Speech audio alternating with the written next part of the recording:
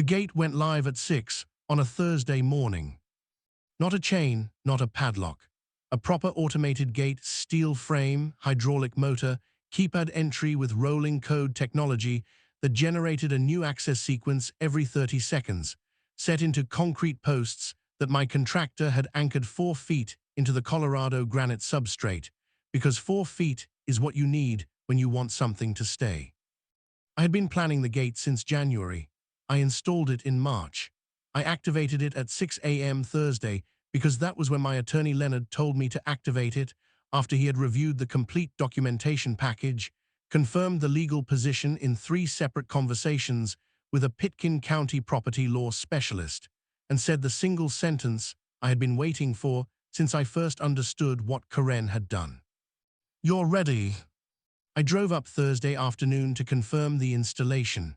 The gate was closed when I arrived. The keypad accepted my code.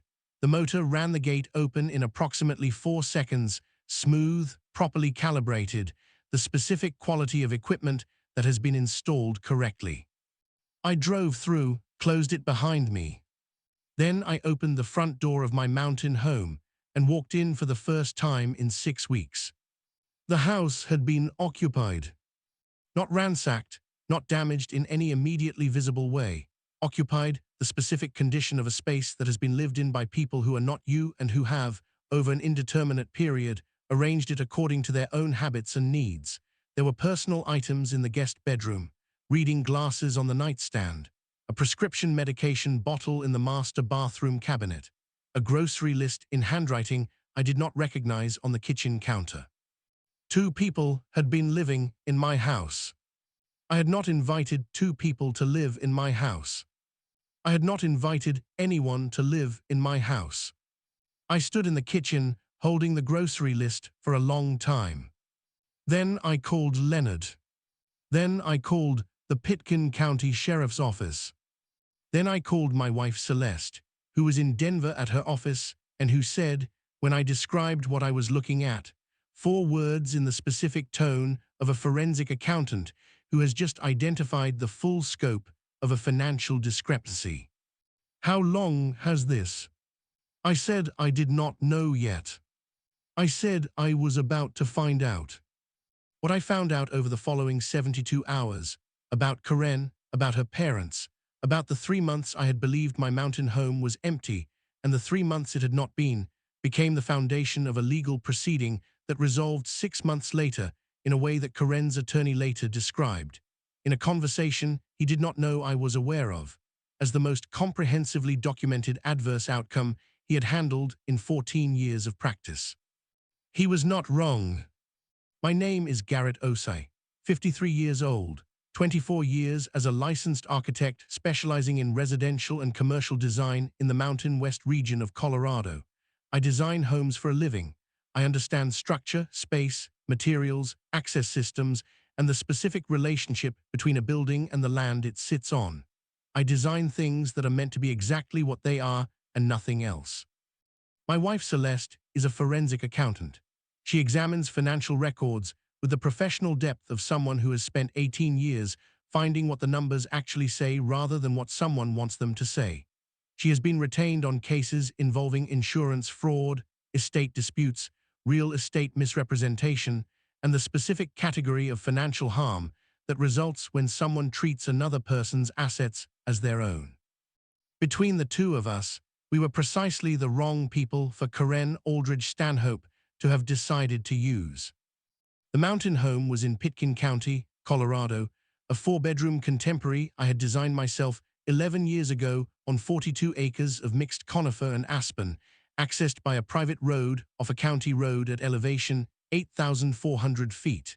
The design was the best residential work I had ever produced for myself, which is the standard I apply to every project I take on personally. The house had been completed in 9 months, permitted correctly, built by a contractor I had worked with on 7 previous projects, and finished to a specification that reflected the fact that I was designing it to last and had the professional knowledge to ensure that it would. We used it as a secondary residence, primarily in summer, occasionally in winter for ski access, and for extended fall periods when the aspen color at that elevation was the specific gold that does not exist anywhere else in the world at quite that intensity. The rest of the year, it sat empty under property management agreement with an aspen area firm that performed quarterly inspections, maintained the mechanical systems, and managed the property in our absence. The property management agreement was with a firm called Summit Property Partners. Their principal contact for our account was a woman named Margaret, who had managed mountain properties in the region for 22 years and who had, in 9 years of managing ours, never given us a reason for concern. Karen Aldridge Stanhope was not associated with Summit Property Partners. Karen was our neighbor in our primary residence in Denver, the HOA community of Greenfield Commons, a 48-home development where we had lived for 7 years. She was 56, former nonprofit executive director, now a community engagement specialist, which appeared to mean she was very good at identifying resources and very confident about her right to access them. She lived 4 houses from us. We were cordial. We had attended the same neighborhood events. We had exchanged the normal quantities of neighborly information over 7 years, the kind of information that accumulates in a community where people live in proximity and share administrative infrastructure and have no particular reason to guard against the specific use Karen eventually made of it. Specifically, Karen knew we had a mountain home. She knew approximately where it was. She knew we used it seasonally. She knew that when we were in Denver, the mountain home was unoccupied. She also knew, because I had mentioned it at a block party approximately 18 months before this story begins, that my parents were elderly and had been discussing their housing situation, and that Celeste and I were thinking about what the next few years might look like for them in terms of care and proximity. Karen had filed this information. She had a talent for filing information. She also had parents. Her mother was 79. Her father was 81. They had been living in a 2-bedroom apartment in Fort Collins that had become, according to Karen, increasingly inadequate for their needs. They required more space. They required a single-level configuration. They required proximity to nature for quality of life. They were on a fixed income that made market-rate alternatives in the mountain region prohibitive. I know all of this because Karen told us, at various points over the preceding 8 months, in the conversational way of someone who is providing context rather than making a request. She was building a picture. I recognized this only in retrospect, after I understood what the picture had been building toward. What the picture had been building toward was my mountain home as a solution to her parents' housing situation. She had never asked. She had never proposed.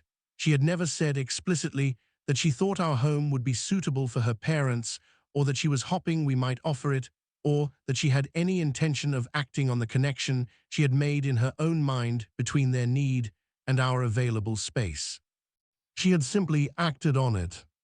The first indication that something was wrong came from Margaret at Summit Property Partners, who called me in late February with a question that she framed carefully, too carefully, I thought, for a routine call. She asked whether I had authorized any changes to the property access arrangement. I said I had not.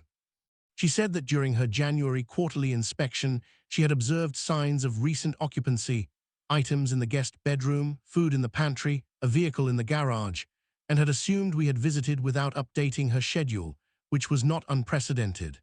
But during her February check, she had observed the same signs, more established, and had noticed a vehicle she did not recognize parked at the property on her arrival. She said she had spoken briefly with the vehicle's occupant, who had told her they were guests of the owners and that the arrangement had been made directly. I said there was no such arrangement. There was a silence on Margaret's end. She said, "I need to tell you something else." She said the vehicle's occupant had been an elderly man, that he had been polite and appeared comfortable in the house, familiar with it, she said, in the way people are familiar with places they have been staying for some time, that he had offered her coffee from our kitchen coffee maker. I called Celeste, then I called Leonard, then I drove to the property the following morning and confirmed Margaret's observations and added 17 more details she had not mentioned. The guest bedroom showed evidence of sustained occupancy, personal items organized, not scattered, the kind of organization that reflects weeks rather than a brief stay. The master bedroom showed secondary occupancy, a book on the nightstand, reading glasses, items in the bathroom cabinet that were clearly someone else's personal medications and hygiene products. The kitchen showed regular use.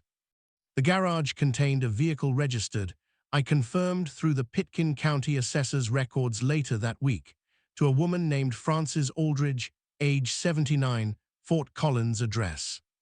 Frances Aldridge, Karen's mother. I photographed everything, all of it, with timestamps. The way an architect documents a site, completely, from multiple angles, with contextual and detailed photographs that together establish what the space is and what it shows. Then I drove back to Denver and called Leonard and said, Karen Aldridge Stanhope moved her elderly parents into our mountain home without our knowledge or permission. Leonard was quiet for a moment. How long, he said. Margaret's January inspection was the first sign. That's at least 6 weeks of confirmed occupancy, possibly longer. Do you have documentation of their presence? Photographs with timestamps, a vehicle registration, Margaret's account of her February conversation, the occupant's statement that the arrangement had been made directly with the owners. Which was false. Which was false, I said. And Karen has a key. I had been thinking about this. We gave Karen a key to our Denver residence for emergency purposes, standard neighbor arrangement. I don't know how she accessed the mountain property. I paused. The mountain property management keys are held by Summit Property Partners. There's a lockbox code for emergencies. Have you changed the lockbox code? Not yet. Change it today, he said, and we need to understand the access mechanism before we proceed. If she duplicated a key or obtained the lockbox code through Summit Property Partners, that affects the legal analysis. I called Margaret. She reviewed her records. She confirmed that the lockbox code had not been changed since the previous year and that the code was documented in Summit's property file. She also confirmed that she had not provided the code to anyone outside the authorized access list. She also confirmed that Karen Aldridge Stanhope was not on the authorized access list. I asked her to pull all access records from her system, every instance when the property had been marked as accessed or when she had any indication of occupancy or activity at the house over the preceding 6 months. She sent me the records that evening. Her system showed 12 inspections by Summit staff over the preceding 2 years. It showed 0 authorized third-party access events. It did not show unauthorized access events because the lockbox system did not log unauthorized access. It was a standard combination lockbox, not an electronic access system. I had designed the house. I had not designed a keyless entry system because I had not anticipated needing one. The lockbox code was 4 digits, written in Summit's property file. Karen had obtained the lockbox code. I do not know how. I know she obtained it because the mountain home's deadbolt key was accessible from the lockbox, and because there was no other way for 2 elderly people to have been in the house for 6 weeks without having used the lockbox and the key. I know she obtained the lockbox code without Summit's knowledge or authorization. I know she used it. What I have been unable to establish with complete certainty is the mechanism, whether she obtained the code directly from Summit's records through some access I cannot account for, or whether she found it through some other channel. This uncertainty does not affect the legal analysis of what she did. It affects only the completeness of the story. The gate installation was planned within 72 hours of my February discovery. I had designed gates professionally on dozens of residential projects. I understood the specifications required for a mountain property at this elevation. Foundation depth for the frost line, motor specifications for temperature range, keypad technology appropriate for a location with intermittent cellular coverage. I drew the specification in 2 hours, and had a contractor I had worked with on previous Pitkin County projects start permitting immediately. The permit was approved in 3 weeks. Installation was completed in late March. Activation was scheduled for the first Thursday of April. In the interim, I had other work to do. I hired a private investigator, not for anything dramatic, for documentation. I needed to know when Karen's parents had arrived, how long they had been there, who knew about it, and what, if anything, Karen had represented to her parents about the arrangement. The investigators spent 2 weeks on the matter and produced a report that was thorough, factual, and answered most of those questions. Karen's parents had arrived at the mountain property in early December, approximately 3 months before I discovered them. They had been there continuously since then. Karen had visited them at the property 4 times during those 3 months, driving up from Denver on weekends. On at least 2 of those visits, she had stayed overnight. Karen had not told her parents the arrangement was unauthorized. The investigators' assessment, based on interviews with property neighbors who had interacted with the parents, was that the parents believed they were guests with permission, that Karen had described an arrangement with the owners that the owners had agreed to. Karen had told her elderly parents that she had our permission. She had told them this knowing it was false. Celeste, when I shared this finding, was quiet for a long time. Then she said she put her parents in a situation they couldn't have agreed to if they'd known the truth. Yes, I said. Because they would never have agreed to trespass if they'd understood what they were doing. No, I said, they wouldn't have. She used them, Celeste said. She used her own parents as the occupants of a trespass because elderly people in a mountain home are harder to remove than younger ones, and because if we discovered it, we would be seen as the people threatening elderly occupants. I had been thinking this since I understood the timeline. Yes. That's calculated, she said. Yes, I said. What do we do about the parents? This was the question I had been thinking about most carefully. The parents were elderly people who had been deceived by their daughter. They had done nothing wrong. They had not known they were trespassers. They had been placed in a situation without their informed consent. I had discussed this with Leonard at length. The parents need to leave, I said, but they need to leave in a way that doesn't harm them, and that makes absolutely clear they were victims of Karen's decision, not parties to it. I paused. Leonard and I have worked out a process. The process was this. I would activate the gate Thursday morning, after which the property would be inaccessible to anyone without the keypad code. I would drive up Thursday afternoon. Leonard would have sent a formal notice to Karen's Denver address Wednesday informing her that the mountain property was the subject of a trespass proceeding and that all unauthorized occupants needed to vacate within 48 hours. I would call the Pitkin County Sheriff's Office from the property Thursday afternoon and request a welfare check combined with a trespass notification, with specific instructions that the elderly occupants be treated with courtesy and given reasonable time and assistance to arrange their departure. The 48-hour window was for the parents, not for Karen. I arrived Thursday at 2:17. The gate had operated correctly all day. The camera I had installed on the gate post had logged 0 access attempts, meaning Karen had not come up from Denver before I arrived. I opened the front door. The house was occupied as I had documented 6 weeks earlier, the same evidence of sustained residence, more established now by 6 additional weeks. I called Sheriff's Deputy Amanda Kowalski, whose name I had been given by the county when I explained the situation, and asked who handled sensitive trespass matters involving elderly individuals. She arrived at 3:41. She was thorough, calm, and had clearly received the briefing I had provided in advance.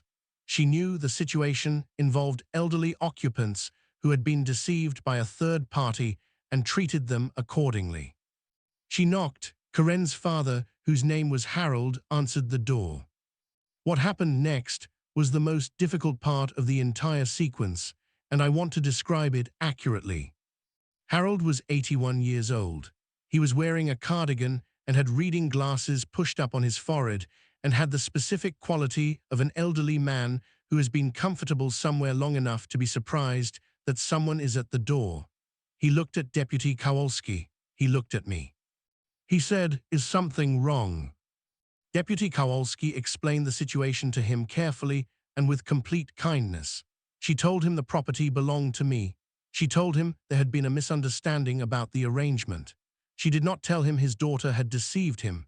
She described it as a communication failure, which was more generous than accurate, but which was the right thing to say to an 81-year-old man at that moment. Harold sat down on the living room couch. His wife Frances came from the bedroom when she heard voices. She was 79 and had the same surprised quality as her husband. They sat on my living room couch, and I sat across from them, and Deputy Kowalski stood nearby, and I told them, as gently as I could, that there had been no arrangement, that Karen had not had my permission, that they had not known this, that I understood they had not known this, and that I was not going to treat them as having done anything wrong because they had not done anything wrong. Harold said, "Karen told us she had arranged it." "I know," I said. Frances said, "She said you had agreed because you wanted the house to be looked after." "I have a property management company for that," I said. They looked at each other. Harold said, "How long do we have to leave?" I said 48 hours was the formal notice period, but that I was not going to enforce it rigidly if they needed more time to arrange transportation and a destination. I said I would work with them directly on the timing. Frances started to cry, not dramatically, quietly, in the way elderly people sometimes cry when something they had understood as stable turns out not to be. Harold took her hand. I got them both water. I asked if they needed anything. I asked if they had somewhere to go. Harold said Karen would come for them. He said he was going to call Karen right now. He called Karen on a speakerphone in the living room, which meant I heard her answer. She answered on the second ring. Harold said, "Karen, there's someone here, the owner. He's saying we don't have permission." There was a silence on the line. Harold said, "Karen." She said, "Let me call you back." She did not call back in the time I was there. Deputy Kowalski confirmed the formal trespass notice had been served. She gave Harold a copy of the documentation. She told them both, again, that they had 48 hours from that moment and that the property owner had indicated flexibility on the timing for their specific situation. She gave Harold her direct contact number. I left at 5:30. I confirmed the gate was closed behind me. I drove back to Denver. Celeste was home when I arrived. She looked at my face when I walked in. "How were they?" she said. 81 and 79 years old, I said, sitting on my couch, realizing their daughter had deceived them. She was quiet for a moment. "Where are they going to go?" "I don't know," I said. "That's Karen's problem to solve." "She's not calling them back." "No," I said, "she isn't." Celeste made tea. We sat at the kitchen table. "When does Leonard serve Karen?" she said. "The notice went to her Denver address yesterday," I said. "She's had it since this morning." "And she hasn't called her parents back?" "No.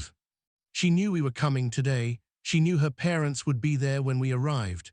And she's not calling them back." She held her mug. "She's deciding whether to let them take the consequence or whether to come forward." "She's calculating," I said. "Yes," Celeste said. "She's always been calculating." Karen called me at 7:43 that evening. Her voice had the quality of a person who has spent several hours preparing for a conversation and is now delivering the prepared version. She said there had been a misunderstanding about the access arrangement. She said she had believed she had implicit permission based on various conversations we had had about our respective family situations. She said she was sorry that the situation had developed in a way that caused disruption. She said she would make arrangements for her parents immediately. I said, "Karen, you obtained the lockbox code to my mountain property without authorization and used it to place your parents in my house for 3 months without my knowledge or consent. That is not a misunderstanding. She said she had believed the spirit of our conversations had conveyed permission. I said, I am an architect. I communicate about buildings professionally. I do not convey permission to occupy my secondary residence through the spirit of conversations about our elderly parents' situations. She said she hoped we could resolve this in a neighborly way. I said, Leonard will be in contact with your attorney. For now, please make arrangements for your parents to leave the property. They deserve to know you're handling this. I ended the call. Leonard called me at 8:15. He had received a call from Karen's attorney, a Denver civil litigator named Philip Marsh, who had the careful professional tone of someone who has reviewed a situation and understands his client's exposure. Philip had asked about the possibility of a mutual agreement to resolve the matter without formal proceedings. Leonard had told him we were open to a resolution, but that it needed to address three things: full vacation of the property, reimbursement for 3 months of unauthorized occupancy calculated at the property's rental rate, and a formal acknowledgement of the trespass.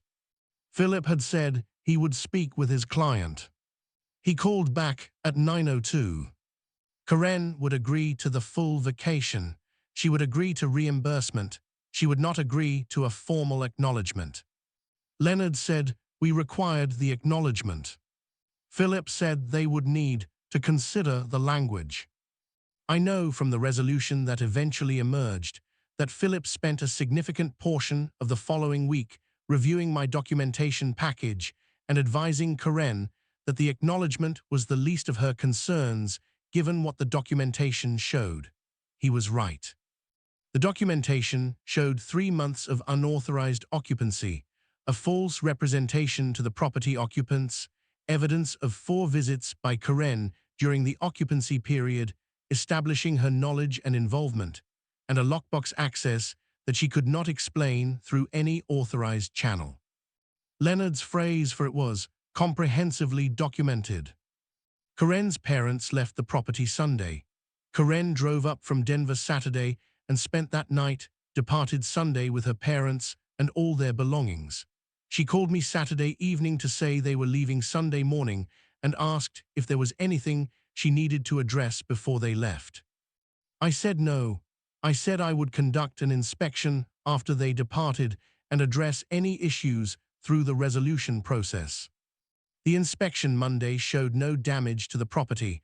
3 months of occupancy by 2 elderly people had not harmed the house.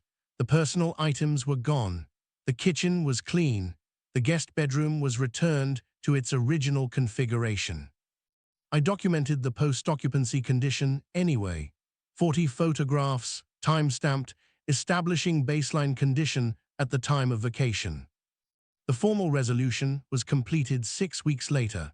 Karen reimbursed us 3 months at the property's documented rental rate, which I had established through the Pitkin County short-term rental market data that Celeste had compiled, because she is a forensic accountant, and when you ask her to establish a rental rate, she establishes it in a way that is difficult to dispute. The acknowledgement was included in language that Philip had negotiated from formal to somewhat less formal, but that remained substantive. The HOA matter was addressed separately. Marcus Osei, our Greenfield Commons board president, called me after Leonard informed him of the situation. Marcus was a retired logistics manager who understood operational failures and how they happened. He called me because he believed the membership should understand what had occurred with a neighbor's property and because he wanted the board's record to be complete. The HOA meeting was attended by 31 of 48 households. Marcus presented the situation factually. He did not editorialize. He described what had happened, the resolution, and the board's limited authority over matters involving a member's non-HOA property.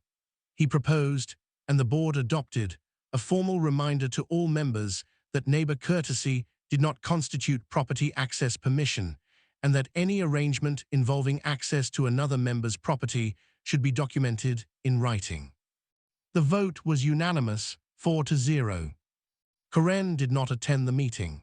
She had, by the time of the meeting, submitted her resignation from the HOA's Community Events Committee and had noticeably reduced her visible presence in neighborhood activities. Her husband Douglas, who had been largely absent from the situation until its resolution, came to our door 3 weeks after the meeting. He was a structural engineer and had the direct, unhurried quality of an engineer who has assessed a system failure and understood its causes. He said, "I want you to know I didn't know about it." "I believe you," I said. "I found out the same time you were finding out," he said. "When she called me to tell me the situation had," he paused, "when she called me to explain. That must have been difficult." "Yes," he looked at the street. "My in-laws are back in Fort Collins. Karen helped them find an assisted living facility near their previous apartment. It's a better situation than the mountain house would have been long-term. They have support services available." He paused. "I'm not sure Karen thought about that part when she made her plan." "No," I said, "I don't think she did. She thought about the space and the cost and the natural environment," he said. "She didn't think about what happens when you build something on a foundation that doesn't belong to you." He was a structural engineer. The metaphor was apt. "The gate is still up," I said. "It's going to stay up." "That's appropriate," he said. He shook my hand and left. The gate was still up. It remained up. It was not directed at Karen. It was directed at the condition that Karen had revealed, which was that my mountain property had been accessible in a way that I had not understood until it was occupied for 3 months without my knowledge. I had designed many gates over 24 years. I understood what a gate was and what it did. A gate was not a statement about distrust. It was a statement about boundaries, about the physical demarcation of where one thing ended and another began. The gate said, "This is where my property begins. Everything past this point is mine." It had always been mine. The gate just made it visible. On a Saturday in late June, Celeste and I drove up to the mountain home for the first time since the resolution. The aspen had leafed out at elevation. The gate opened on my code. The road climbed through mixed conifer the way it always had, the light coming through the trees in the specific way that light comes through trees at 8,000 feet, angled clear, without the heaviness of lower elevations. The house was exactly as I had designed it, exactly as it had always been. 11 years of mountain light and mountain weather had treated it the way well-designed things are treated by time. It had settled into itself, become more fully what it was, the materials and the land reaching an equilibrium that is the goal of every residential project I have ever worked on. Celeste sat on the deck with coffee, the aspen below us with a young leaf green of early summer. The sky was the specific deep blue of Colorado at elevation. She said, "How long before we feel easy here again?" I thought about Harold and Frances sitting on my living room couch, about Karen's 4-second silence on the phone when her father called her, about the grocery list in handwriting I didn't recognize on my kitchen counter. "A summer," I said, "maybe 2. But we come back." "We always come back," I said. "It's ours." She looked at the aspen. "Yes," she said, "it is." The gate was at the bottom of the road, closed, the hydraulic motor in standby, the rolling code cycling through its 30-second intervals, available to no one without the code, available to us whenever we came. Everything was exactly where it was supposed to be. It had always been ours. The gate and the house and the 42 acres of mixed conifer and aspen and the light that came through the trees at 8,000 feet in a way that existed nowhere else in the world at quite that intensity. All of it exactly ours. Now with a gate that made sure everyone knew it.